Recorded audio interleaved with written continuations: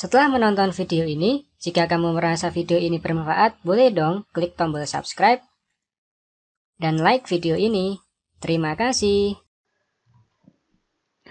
Assalamualaikum warahmatullahi wabarakatuh. Kembali lagi dengan biologi edukasi. Kali ini biologi edukasi akan membahas mengenai endositosis. Kita tahu bahwa endositosis adalah masuknya suatu zat ke dalam sel. Nah, endositosis sendiri dia dibagi menjadi 3. Yang pertama, sebenarnya garis besarnya itu dia dibagi menjadi 2, yaitu fagositosis. Jadi dia dibagi menjadi 2 sebetulnya. Yang pertama adalah fagositosis. Kemudian yang kedua adalah yang namanya pinositosis. Nanti akan saya jelaskan perbedaan fagositosis dan pinositosis.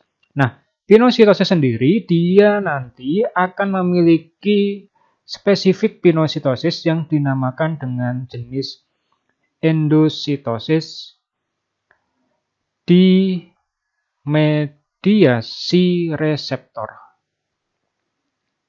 Nah, nanti akan saya jelaskan perbedaannya.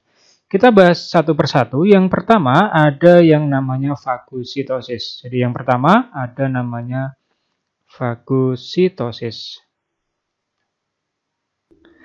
Pada fagositosis garis besarnya adalah masuknya suatu zat ke dalam sel, tetapi zat ini atau molekul ini dia berukuran besar. Nah, proses masuknya fagositosis ini biasanya terjadi pertama ada di protista, yaitu jenis amuba biasanya. Yang kedua adalah pada sel darah putih atau leukosit. Jenisnya leukositnya adalah makrofag. Nah, kedua ini baik amuba maupun leukosit jenis makrofag semuanya mengalami yang namanya fagositosis. Nah, di sini ada proses fagositosis. Garis besarnya adalah ini adalah molekulnya. Saya buat warna biru aja. Jadi ini adalah molekulnya. Nah, molekul ini kemudian dimasukkan ke dalam sel melalui yang namanya kaki semu atau pseudopodia. Di mana pseudopodia ini adalah kaki semu. Jadi dia nanti kaki semu ini dia akan menjulur ke bagian luar, kemudian menangkap zat yang memiliki ukuran besar ini. Kemudian ditangkap oleh pseudopodia, masuk. Kemudian pseudopodia ini karena pseudopodia itu adalah bagian dari membran sel. Kemudian pseudopodia ini dia akan melepaskan diri, melingkupi isi sel ini, membentuk yang namanya vakuola makanan. Jadi nanti dia masuk ke vakuola makanan.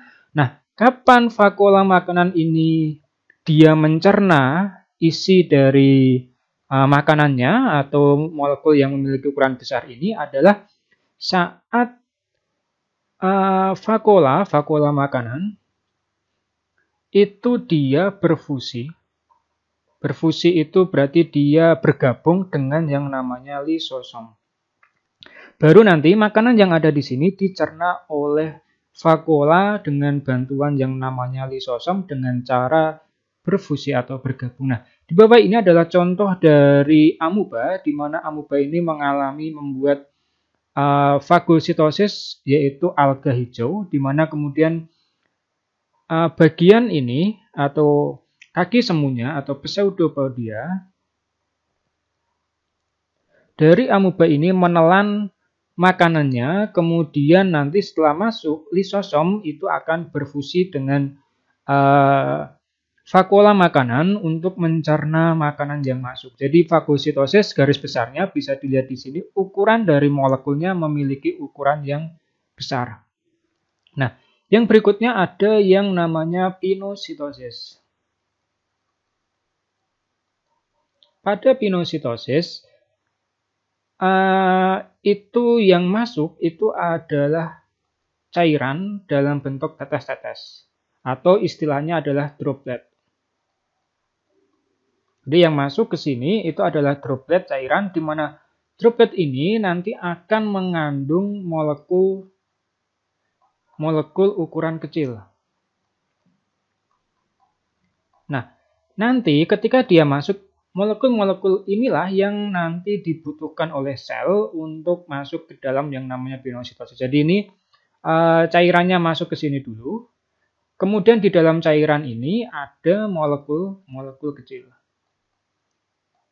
Ya, bisa juga gula, misalnya adalah karbohidrat, protein, atau mungkin mineral-mineral lain, itu masuk ke dalam bagian pinositosis ini. Setelah masuk, maka, oh ya, satu lagi di sini, untuk bisa masuk, dia membutuhkan yang namanya membran sel. Jadi dia membutuhkan membran sel untuk membungkus molekul-molekulnya. Nah, setelah dibungkus oleh membran sel, ternyata yang membedakan dengan fagositosis, kalau pada fagositosis itu dia tidak ada protein yang mengelilingi membran sel. Pada vakuolanya, vesikelnya. Nah, vesikel ya, bukan vakuola. Pada pinositosis di sini ada protein, ada lapisan protein. Kita tidak tahu proteinnya jenisnya apa karena di buku Campbell pun dikatakan hanya jenis protein tertentu saja, tidak dijelaskan proteinnya jenis apa. Jadi dia ada protein yang mengelilingi dari vesikelnya ini. Nah, setelah dia terbungkus oleh membran sel, kemudian membran sel ini dia melepaskan diri membentuk yang namanya vesikel. Nah, vesikel ini berarti di dalamnya ini nanti ada tadi molekul-molekul yang dibutuhkan ukuran kecil. Nah, baru nanti dia dimasukkan ke dalam sel. Misalnya nanti digunakan untuk suplai energi dan lain sebagainya, maka nanti vesikel ini akan terbuka, kemudian nanti akan masuk ke dalam sel. Nah, contohnya di sini adalah pinositosis yang dilihat pada mikroskop TEM. Jadi ini mikroskop elektrod jenis TEM. TEM itu T-nya adalah transmission. E-nya adalah elektron. M-nya adalah mikroskop atau mikrofag. Mikrografi juga bisa. Kita buat mikroskop aja. Karena sama aja. Nah, ini adalah contohnya. Jadi pertama kali yang terjadi adalah terjadi lekukan pada membran sel ini. Ada lekukannya. Kemudian setelah lekukan ini masuk, dropletnya atau cairannya, kemudian nanti dia ini akan melepaskan membentuk membentuk yang namanya vesikel. Kemudian masuk ke dalam sel. Nah, yang ketiga adalah tadi saya katakan endositosis dimediasi oleh reseptor ini sebetulnya adalah jenis sama dengan pinositosis. Jadi dia sama dengan pinositosis. Namun yang membedakan kalau pada endositosis jenis dimediasi oleh reseptor ini, dia membutuhkan yang namanya reseptor. Nah, reseptor ini adalah contohnya, ini adalah reseptornya. Nah, yang bentuk Z ini adalah reseptor-reseptor, di mana reseptor ini adalah reseptor khusus yang nanti akan mengikat molekul. Jadi ini adalah yang warna segitiga, kemudian bulatan warna hijau, ini adalah molekulnya. Nah, ketika terjadi masuknya droplet ke dalam vesikel, itu adalah reseptor ini misalnya adalah reseptornya, kemudian ada partikelnya, partikel khusus yang hanya bisa sesuai dengan reseptornya. Maka partikel ini kemudian akan diikat oleh reseptor ini. Jadi nanti hasil akhirnya mungkin seperti ini misalnya. Nah, dia diikat di sini, baru nanti dia masuk ke dalam vesikel. Itulah yang dinamakan dengan endositosis dimediasi oleh reseptor, atau Inggrisnya adalah reseptor mediated endositosis. Setelah dia masuk, kemudian nanti akan di-coating atau dilapisi oleh yang namanya vesikel tadi. Di mana di dalam vesikel itu nanti akan ada reseptor yang sudah mengikat molekul-molekul tadi. Nah, ini contohnya adalah proses masuknya molekul yang terjadi dengan bantuan reseptor. Jadi ini adalah ekstraselulernya. Dan di sini adalah bagian intrasel, kemudian dia terjadi lekukan pada membran sel ini. Setelah terjadi lekukan membran sel, membentuk yang namanya tadi sama vesikel.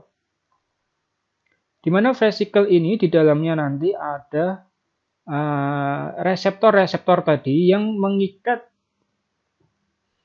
molekul-molekul yang masuk ke dalam sel. Jadi ini sama dengan sebetulnya pinositosis tetapi termodifikasi dengan bantuan yang namanya reseptor. Jadi itu pembahasan mengenai perbedaan antara fagositosis, pinositosis, dan endositosis dimediasi oleh reseptor. Jika nanti ada pertanyaan, silahkan ditanyakan di kolom komentar. Sampai jumpa pada materi-materi berikutnya di Biologi Edukasi. Wassalamualaikum warahmatullahi wabarakatuh.